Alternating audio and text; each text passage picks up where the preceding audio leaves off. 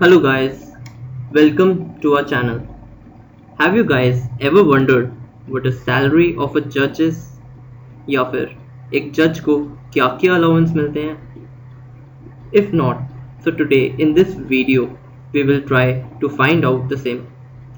And I hope this video motivates people like us to join the judicial service and be a part of the justice delivery system. But before moving forward, I would like to quote something. Money and materialistic possession mean nothing without joy, peace, and love. We were made to serve people, not serve things.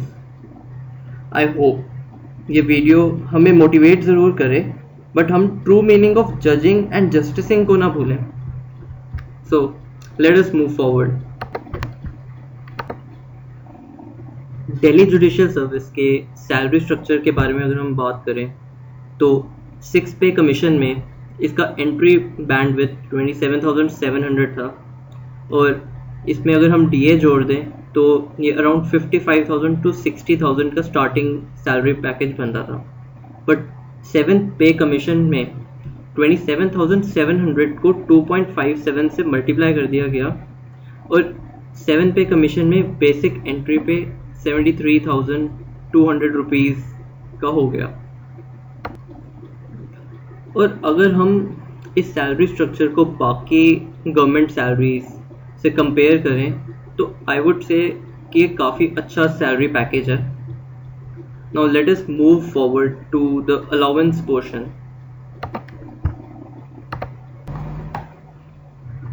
अगर हम Delhi judiciary में house rent allowance के बारे में बात करें तो we all know कि दिल्ली एक मेट्रो सिटी है और यहाँ पे कॉस्ट ऑफ लिविंग काफ़ी ज़्यादा होता है as compared to other cities. So HRA paid to जजेस is also higher in comparison. 7th pay commission में जब HRA को कैलकुलेट किया जा रहा था तो गवर्नमेंट ने प्रपोज किया कि 20% से इंक्रीज़ करके इसको 24% कर दिया जाए ऑफ बेसिक पे. तो ये अराउंड 8,600 रुपीज़ टू 10,000 रुपीज़ के अराउंड आता है. Now coming to water and electricity charges. Delhi judicial service में अगर कोई भी व्यक्ति सिविल जज जूनियर डिवीज़न या सिविल जज सीनियर डिवीज़न की पोस्ट पे है तो उसे अराउंड 6,000 यूनिट्स पर ईयर या फिर 500 यूनिट्स पर मंथ की इलेक्ट्रिसिटी रीइम्बर्स होती है, जिसकी अगर हम कॉस्ट को कैलकुलेट करें तो ये around 2,500 to 3,500 rupees per month के हिसाब से आती है, डिपेंडिंग अपॉन द यूजेज. और वाटर चार्जेस की बात करें तो 300 to 350 kilolitres of water per year और 28 kilolitres of water per month ये एक जुडिशियल ऑफिसर को रीइम्बर्स होता है. इसकी cost around 500 to 600 rupees per month के आसपास होती है. Now coming to medical allowance. 6 पे कमीशन की जो रिपोर्ट थी उसमें कोई भी सर्विंग ऑफिसर उसको medical allowance 300 rupees per month दिया जाता था. 7th पे कमीशन में इसको 500 रुपीज़ पर मंथ कर दिया गया है. साथ में अगर कोई जुडिशियल ऑफिसर रिटायर हो चुका है और उसको पेंशन मिलती है तो उस जुडिशियल ऑफिसर को 1,500 rupees per month medical allowance मिल सकता है. Now the next allowance we will talk about is house building advance allowance. इसको आप सॉफ्ट लोन भी कह सकते हैं. गवर्नमेंट किसी भी जुडिशियल ऑफिसर को एक एडवांस देती है कि वो अपना खुद का घर भी बना सकता है. This advance is up to 34 months basic pay subject to maximum of ₹25 lakh. Maximum amount judicial officer को इसके लिए 25 लाख मिल सकता है. और अगर उसका खुद का कोई घर है और उसको उस घर को ही एक्सटेंड कराना है तो maximum recommended amount has been increase to ₹10 lakhs.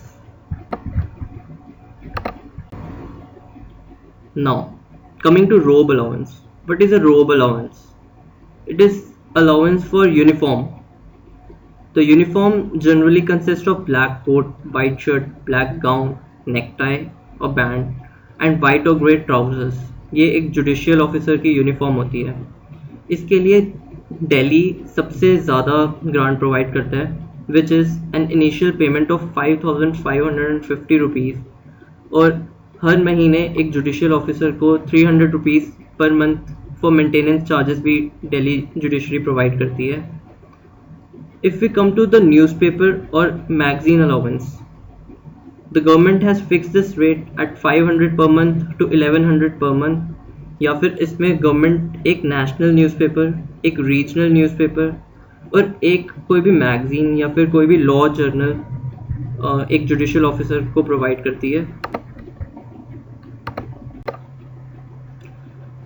Children education allowance, ये जो अलाउंस था ये फर्स्ट जुडिशियल पे कमीशन में नहीं था, इसको सेकंड जुडिशियल पे कमीशन में ही रिकमेंड किया गया है. Now this allowance gives 2250 rupees per month limited to 2 children, और ये अलाउंस को डबल कर दिया जाता है in case of differently abled children. अगर कोई डिफरेंटली एबल्ड चाइल्ड है तो उस केस में इस अलाउंस को डबल कर दिया जाएगा. Talking about LTC and HTC, one LTC anywhere in India in a block of 4 years is provided by Delhi Judiciary, and HTC is admissible to judicial officers once in 4 years. तो दोनों एक ही बार मिलते हैं 4 साल के गैप में.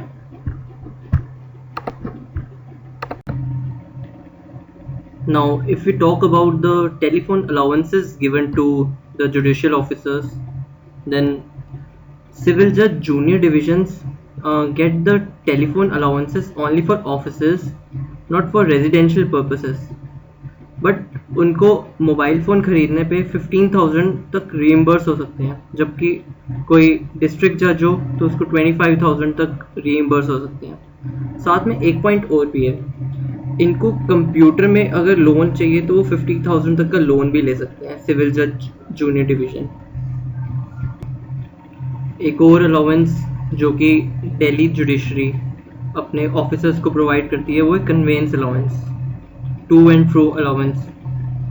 Civil जजेस को 75 लीटर्स पर मंथ का अलाउंस मिलता है अगर वो 4 व्हीलर पे हैं, और 25 लीटर्स ऑफ पेट्रोल का अलाउंस मिलता है अगर वो 2 व्हीलर्स पे हैं. So if we multiply 75 by 70 which is the basic rate which is existing nowadays, that would be equal to around 5,000 rupees per month approximate.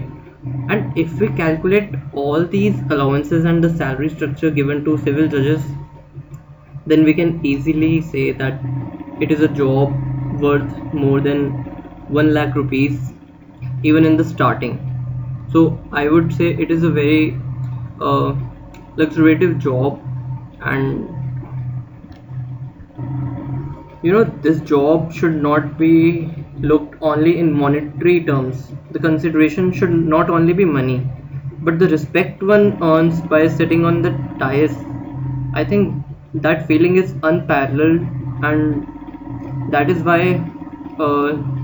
judging is a job like no other. I hope you guys like this video.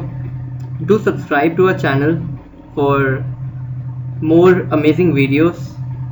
Thank you.